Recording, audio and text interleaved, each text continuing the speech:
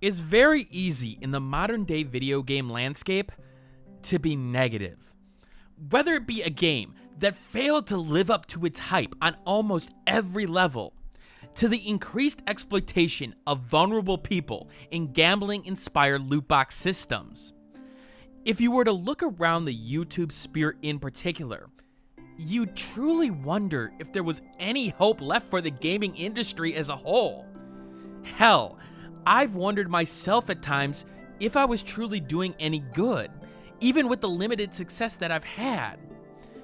But when the darkness seems its blackest, that only means that a new light, a new source of hope, shines that much more clearly.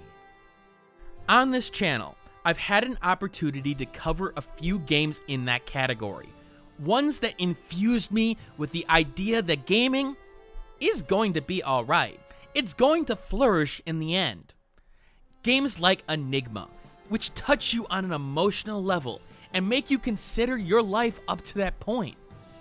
Games like Danganronpa, which tell a story that grabs you and makes you wonder how the next small connection will play out and how it all perfectly comes together. The primary example I always use is Valhalla, a game which was able to connect with me when times were tough, when things were bad, and was able to make me smile and not only enjoy this fantastic game, but the world around me. I'm here to tell you today that Wandersong joins that elite company of games, which at first glance for those who follow this channel could be a little bit off-putting. I mean, if you look at the most praised games on this channel, many of them have complex dark themes story-wise, or incredibly complex systems that make you use every piece of knowledge that you have in your arsenal. From Darkest Dungeon, to Persona 5, to Valhalla, to Enigma. Now, it's not like these games are downers or anything of the sort, well, some of them are, but when contrasted against the bright and infectious smiles of Wandersong's Song and Dance, you may wonder if I've suffered a psychotic break. Perception is much different than reality. While some may look at Wandersong, a game that released on September 27th for the PC and the Nintendo Switch, as the equivalent of a Nickelodeon morning's kids show, I'm here to say that it is and it isn't. For $19.99, you not only get a game that will bring a smile to your face, but you get a game that will reinvigorate your soul. It's made by a team of 3, including what I assume to be the lead, Greg Lobanov, considering that he's listed as the publisher and the developer on the Steam page. The small team took the concept of a bard, a simple singer who is thrown into the adventure of a lifetime, and masterfully works around the concept in their own unique and interesting way. Rest assured, Wandersong isn't like any game you've played up to this point, but at the same time, it will seem awfully familiar as well.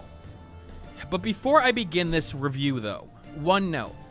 This review is different from my others, because you won't be seeing these sections dividing things out.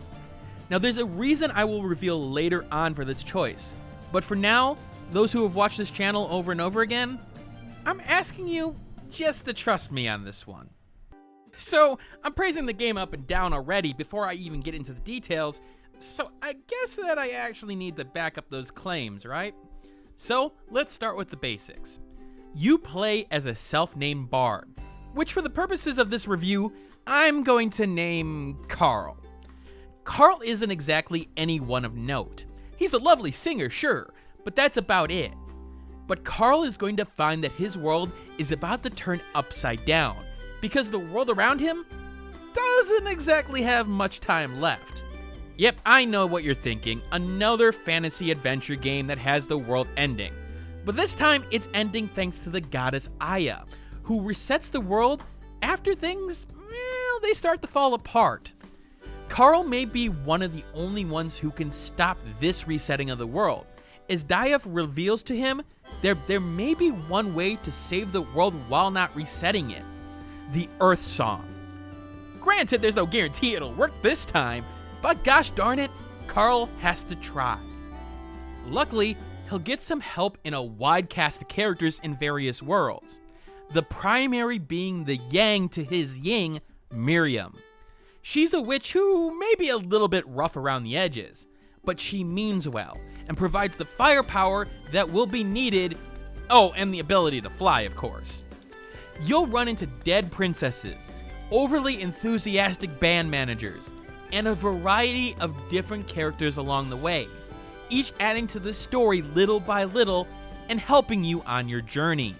You're probably saying to yourself, well, wait a minute, Dragnix, Carl doesn't seem like the hero. He seems like a side character or somebody who would help out in the end. What's he supposed to do in order to save the world? Well, he sings. And that's the major gameplay mechanic here, singing. Using the right directional stick on the controller, you'll able to sing a specific note of a variety of pitches, depending on the direction you choose. Depending on the context, his singing can have various actions, from extending a platform for him to jump on, to fighting off a swarm of monsters and moving forward. But even outside of those obvious gameplay segments, Carl can still mess with the world around him, like just changing the colors of flowers as he sings. It's one of the first things that I really have to commend this game for. This world feels so alive because of the commitment to small details even outside the larger set pieces of the game. It's small touches like when Carl needs to be a bit more stealthy in a section, that he lets out a peep instead of a normal note. You could see the fear in Carl's face as he moves forward in a spooky hallway, and that actually affects how you go about the gameplay. It helps to make the world feel alive and these characters to feel real, as even in the cartoonish, childish setting, you can easily relate to them and these happy and sad moments that they come across. I have to be clear, this is everywhere. Far too often I've seen these tiny touches be isolated to early sections or set pieces of the game, only to disappear later on. Not the case in Wandersong. From start to finish, this game makes all your actions, even the smallest ones, feel worthwhile. What's funny about that is even actions that don't necessarily affect the world and its plot in the big picture end up making some of the best moments of the game. Now, while singing is absolutely necessary to make progress in this game, what's not necessary is dancing. You can dance whenever and wherever, and it makes some of the interactions in this game truly fantastic. You can just stand still in an important part of the game as you learn about a war between two nations or the fate of the world as a whole. But there's something about pulling out the right dance at the right time as you're talking to a local vendor, shaking your hips while he complains to you about the world around him. It adds a personal touch to your version of the story, and I found myself smiling like a goofball while just rhythmically gyrating my hips for no good reason. It's one of those mechanics in games that doesn't really make sense when you think about it, yet makes all the sense in the world at the same time, because frankly, it's just fun. Remember that? Fun? All of this is immensely helped by its gorgeous presentation, which uses simple shapes along with great character and environment design to make a colorful and appealing style for all audiences. What's important here, however, is that it doesn't sacrifice substance for style. Everything is sharp and appropriate to the setting that it's going for. For example, if you're in a factory town that's overtaken by smoke, the colors are diluted appropriately to match the depression that overshadows all of the town's citizens. Luckily, even in locations which are bright and a lot of color is used, you never feel overloaded by the presentation. Heck, the presentation somehow works even with some basics in presentation are violated in first glance. For example, you normally don't have similar background colors to the characters in the foreground, as they tend to blend in with each other. Somehow that doesn't happen here. You can tell where Carl is at all times, and you aren't squinting your eyes to find him. Now granted, part of that is the line work here. There are reasonable thick outlines on the sides of the characters that make them stand out. But it's that small touch in every area of the game that makes each of the worlds and each of their unique worlds work. Which isn't surprising. Based on my research, the developers were inspired by Kirby's Epic Yarn, and that's surprising and not at the same time. It's the best kind of inspiration, however, because here's the thing. If you look at the style, Kirby's Epic Yarn isn't the first thing that come up. However, I could see where the influence is, especially in the lighter colors the game presents, but in particular, the use of the foreground and the background against the characters. It's the best kind of inspiration. It isn't something that is directly ripped off or is a homage to, but it uses the lessons that it was taught via Kirby's Epic Yarn and uses it in a way to make the presentation even better. Back to the story a little bit, however. What drives the game forward is the buddy cop relationship between our main hero Carl and Miriam. The ideas of two opposites attracting in storytelling has been done, of course, but the upbeat nature of our hero playing off the serious and straightforward Miriam is done here expertly. To be quite honest, however, part of me wonders if the relationship that plays out here parallels one of the main three developers, in particular Greg. I say this because despite some of the over-top reactions that the two throw at each other, there's this odd feeling of reality mixed in their back and forth. It's actually something I'd love to sit down with the developer and talk about. Based on interviews, this game came out of an inspiration that Greg got for the story based on a biking trip. And while a good amount of it came from the people he met along the way and how friendly and kind and wonderful they were, he never mentioned Miriam in those interviews. And the fact is that Miriam is the star of this story. Well, along with Carl, of course, but of all the other characters, she shines the brightest. And it feels like there's a lot more real-life inspiration there. Regardless, Carl and Miriam grow together in a natural way, making small concessions of points here and there while staying true to their beliefs and emotions. But once in a while, a dam of emotions will burst forth, and the game always times these just right, just at the point where they are believable, but not dragging them out for any longer than necessary.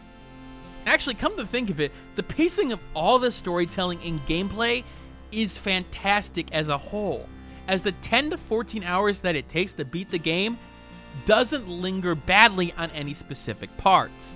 But boy, the set pieces in the game work well, really well. In fact, the game has one of my favorite sections of, well, the last 10 years in the club section between Carl and Miriam. It's a wonderful set piece that does well to build both of their characters, but it's so emotional and so inspirational that I sat there after I had played that section and just thought about it for a while. Yeah, it may be basic for some people, but the way that it was presented, the way that Miriam breaks down, I was just fascinated. The Bard and Miriam's friendship fuels the game's themes about self-discovery, friendship, and staying positive in times of stress.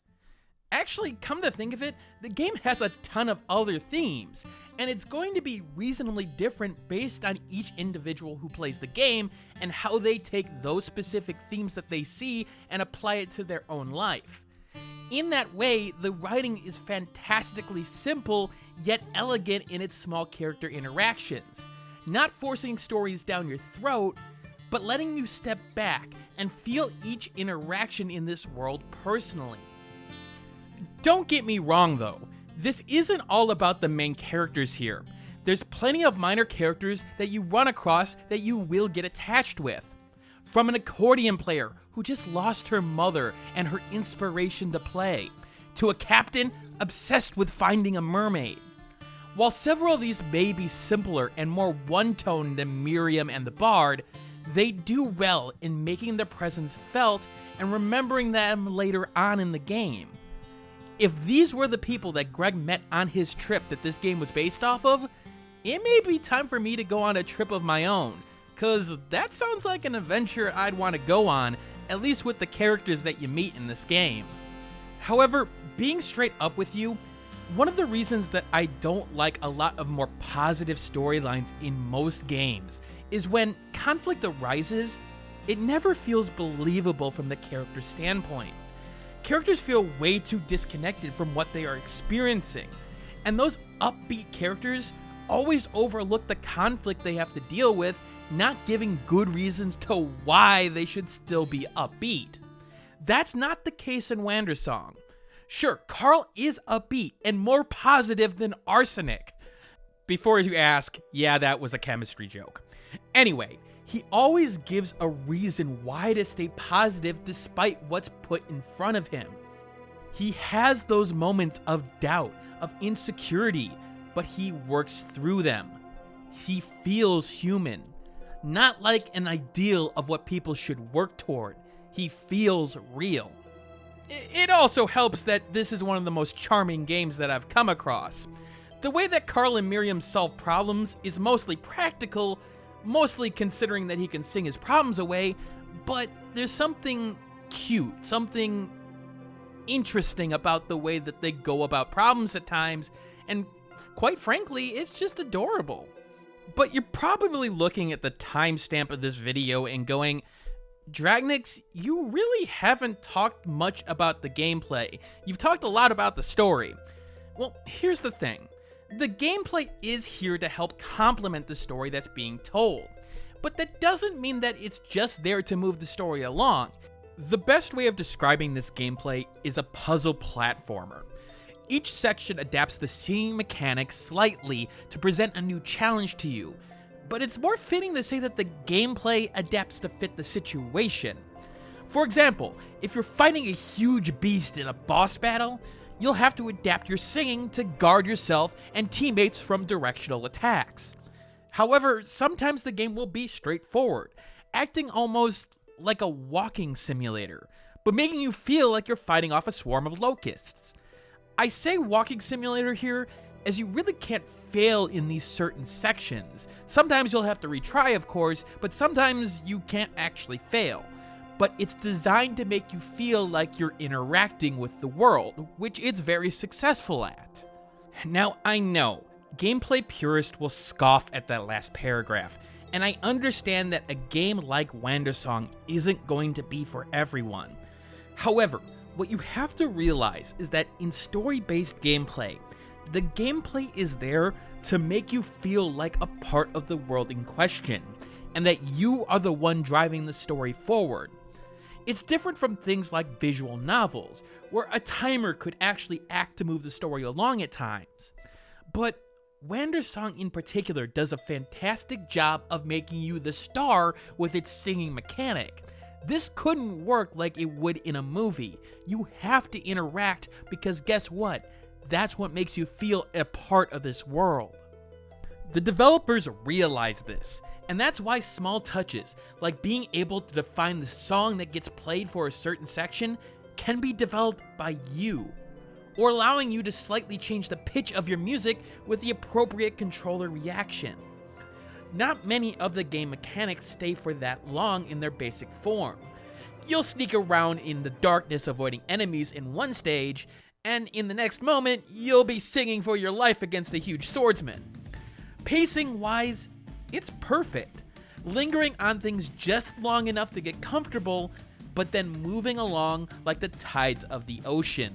Now, of course, there is a hiccup once in a while, whether it be a jump that just is a little bit too precise for what they want to go for, or you saving your game, coming back, and forgetting the song that you have to sing, and not really realizing where to find it easily.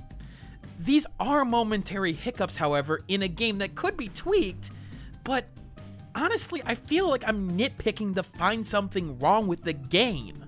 That's what made this review so hard. From a design perspective, everything I see complements the game design in 99.9% of the cases. It's a puzzle that springs to life when all the pieces are connected together. And I can't really say that about many games nowadays.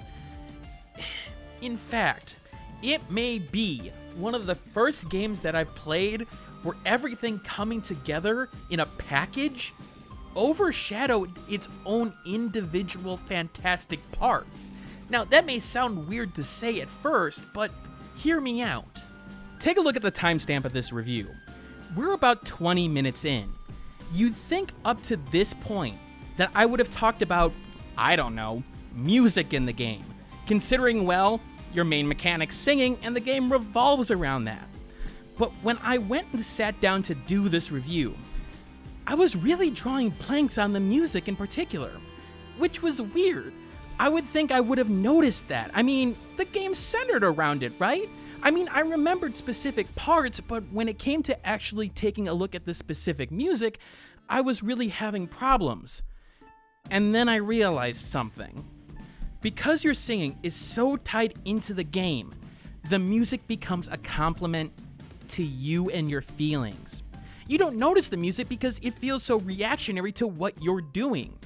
In short, you end up being the music through your gameplay. And that's why I couldn't remember it at first. I was remembering the feelings. The best way I can describe this is through another game. When you hear the song Snake Eater, for those who have played the Metal Gear Solid franchise, what's the first thing you think of? It's not necessarily Metal Gear Solid 3. It's not the big boss. It's not the boss. It's not anything gameplay specific. It's that ladder sequence. And that's the thing. The music in this game, when listening to it in a bubble, invoked the parts of the game that I played. I remembered every little element just by listening to the music alone. That's how you know you have an absolute gem of a soundtrack on your hands that's perfectly complementing to the gameplay, that you sort of forget about it, but you remember the feeling and how it made you feel. This really shouldn't be surprising, because Gordon McGladdery, who worked on Duelist, Parkitect, and in particular Rogue Legacy, composed this game's music. And well, if you remember Rogue Legacy, the music matched perfectly there. Rather than get technical and look at allegros and look at, the beats and everything technical behind the music, let's just listen. Listen to what this game has to offer.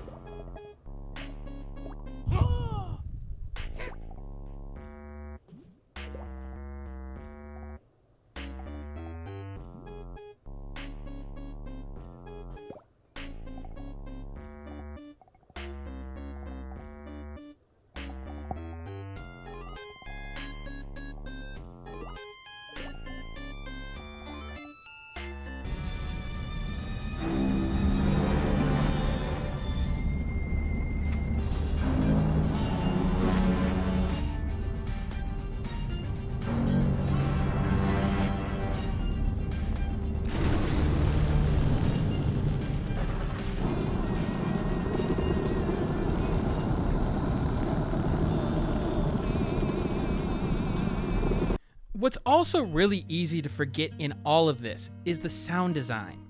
Halberstadt, and I'm sorry if I mispronounced your name, who also worked on Night in the Woods, understands that in the case of Wandersong, less is more, especially in a game centered around music.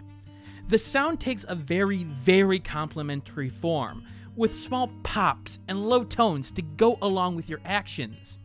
They are just enough to hear that you're doing something and confirming your actions, but not enough where it becomes a distraction.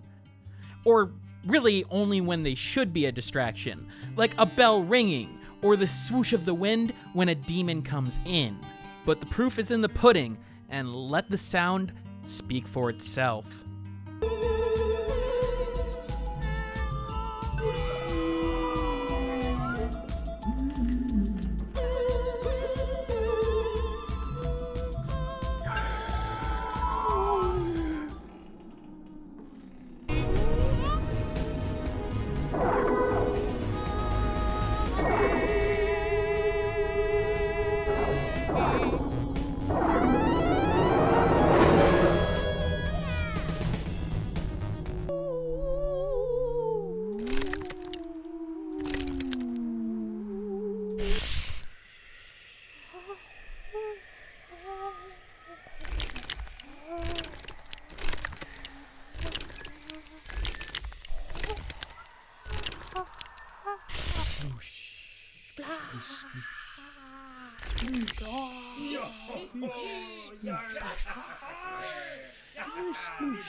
As for the technical side of things, I mean, look, it's a story-based game with a very specialized presentation. It never dips in performance, however, and seems to be 60 FPS, and that seems to be true for both the Switch and the PC. The footage you see here is the PC, but based on my research on the Switch, yeah, it keeps the frame rate regardless of whether it's in docked mode or in undocked mode. I do have a copy for it for the Switch because I'm going to play this game again. Anyway, it only goes up to 1080p resolution, however, which, yeah, may be disappointing for some, but really, the extra resolution wouldn't do much here due to the presentation style. It's simple for a reason. As for technical issues, well, there was only 1 or 2 bugs that would happen when I would change screens and get caught in the environment, and then Carl would do the seizure dance to get out, and honestly, I laughed my butt off when they happened. I know it's a bug and it should be fixed, but developers, for the love of God, keep this in the game. It actually sort of fits the mood, and honestly, it really helps the game in terms of giving you that moment of laughter even between the other laughs. It's a different kind of laughter, but it brings a smile to your face, just like the rest of this game. What also should be heavily noted is that despite the game being so hingent on the music and the sound, and doing well in color schemes to match the controls, the game can be played by those who are deaf or colorblind, thanks to the multiple indicators when singing happens or the environment needing you to do something. To be quite honest, I was sort of flabbergasted by that when I turned off the music and sound. I thought it would suffer immensely with it being a central theme. Now granted, unfortunately, those players won't get the same overall experience if they are disabled in that way, and that does suck. But the fact that the developer went out of the way to give them this version of the experience to experience the story, yeah, kudos, Wandersong. Super kudos. If you haven't figured it out by now, the amount that I've gushed over this game with very little criticism, you should know that Wandersong goes into my elite hall of games that not only are needed to be played within your lifetime, but stands out as one of the best examples of a kick-started game in recent memory. With everything working in perfect harmony, the pitch of the gameplay, blended with the melody of the presentation, makes for an experience that you don't want to put down. From start to finish, you get a game that keeps a steady beat, staying around just long enough that the game doesn't drag. The worst part of the game isn't the game itself, it's the fact that the game has been so overlooked by everyone.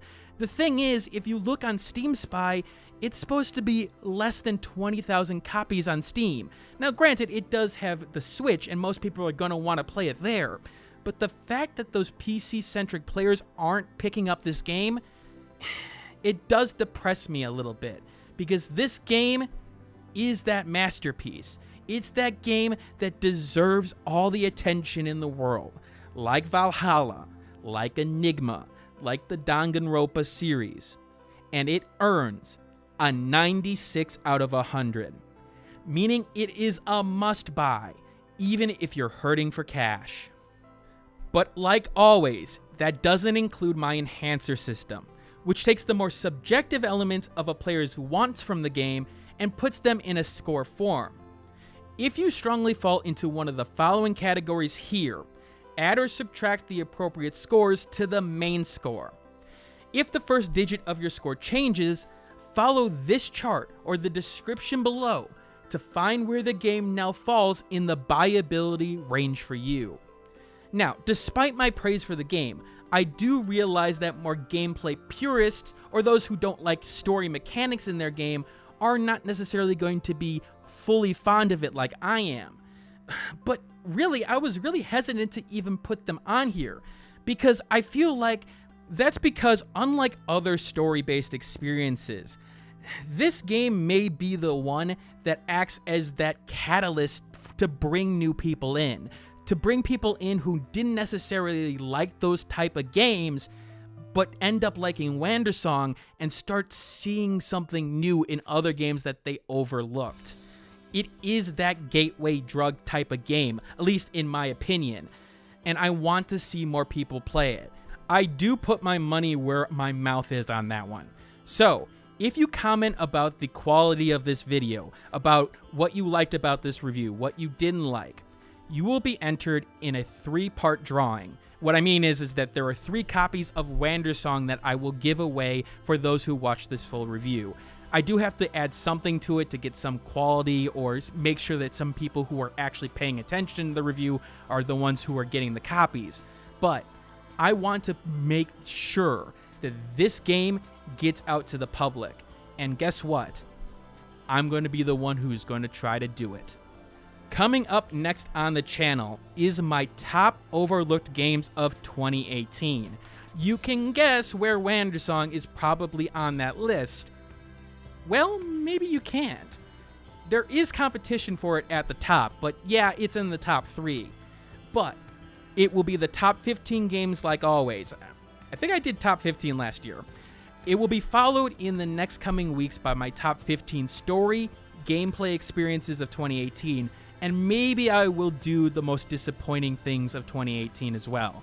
I do like to focus on the actual games, and focusing on disappointments, yeah, it's not me. Those lists will have giveaways associated with it with keys that I have accumulated from fans and from people over the years. So take a look when those lists come out and participate in what I will determine to be the way that I give those keys out, and you'll score a good free game there, here and there. Anyway, this is Dragnix signing out, and I want to take a step back and just thank the developers of this game. Again, when you look at so many games a year and you don't have that much time and you're trying to rush through it, when you get a game that is such a high quality that literally no one has looked at, you start to wonder where the industry is going. But here's the thing. You're so impressed by what is in front of you that you just can't help but smile and say, yeah, things will be all right. Maybe not many people have bought the game. Maybe some people need a little bit of a push to try to experience it. But it's such a good experience that will stick with you for the rest of your life that all you can do is say, thank you. Thank you for this game. Thank you for the story. And thank you for this experience. Keep on gaming.